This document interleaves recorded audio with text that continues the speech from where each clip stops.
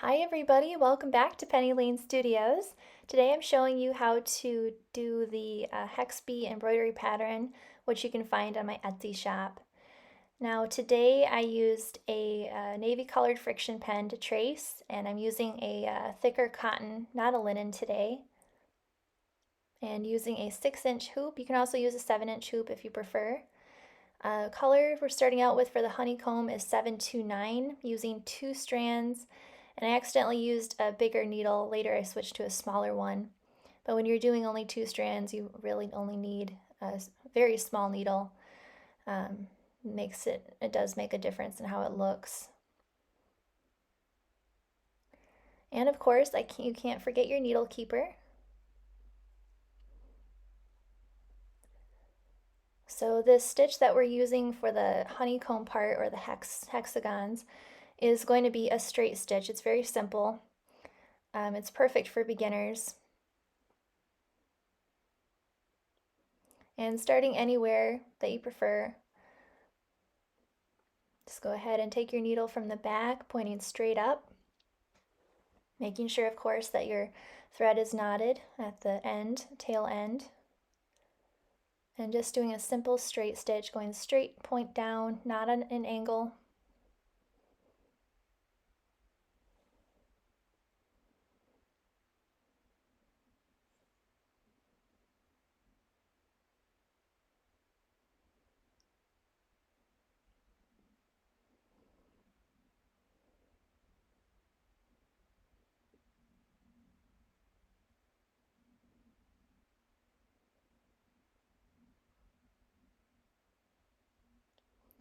And as you can see, the back should look like that.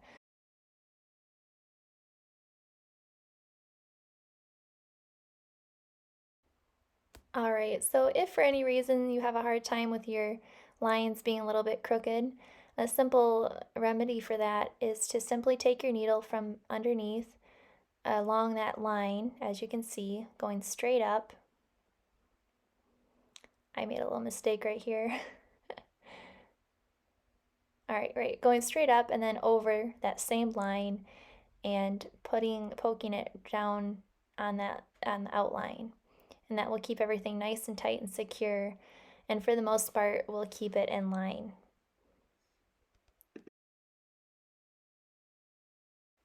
Okay, so now that your honeycombs are all complete, go ahead and take one strand of black thread, and you're going to do a back stitch doing the antenna around the eyes, the wings, and all that. And all that information is on the pattern that you can download from my Etsy shop. And tiny little back stitches, take your time.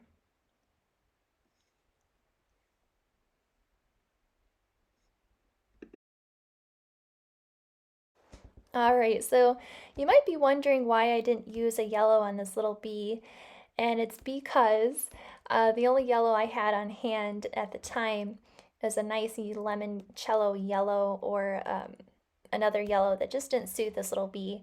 However, you can go ahead and use any yellow you want. Even a nice dandelion color would be nice. I just had what I had on hand at the time, so I went with the nice black and a white for the thicker stripes, and that seemed to work just fine. Another option you can do too is simply outline the bee and not even worry about the stripes. It's just a matter of taste and preference, and however you want to do it. It's totally up to you.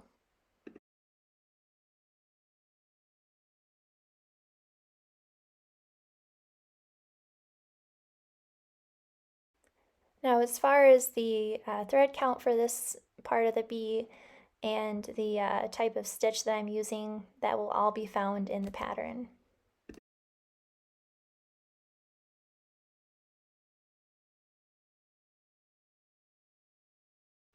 Alright, so now we're getting into the wing part, and this beautiful gray goes so well with it.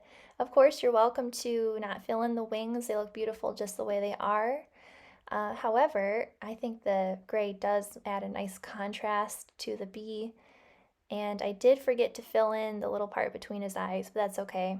If you have a nice yellow, that would be beautiful. Even I probably should have added that nice white color as well. It's all about being creative, whatever you want to do.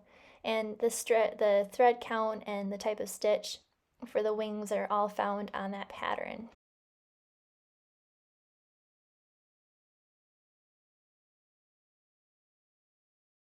And there you have it, your Hex-Bee embroidery hoop is all finished. If you enjoyed this tutorial, please give it a thumbs up and subscribe to this channel, as well as check out our Etsy and our Instagram for more videos like this. Have a great one, everybody.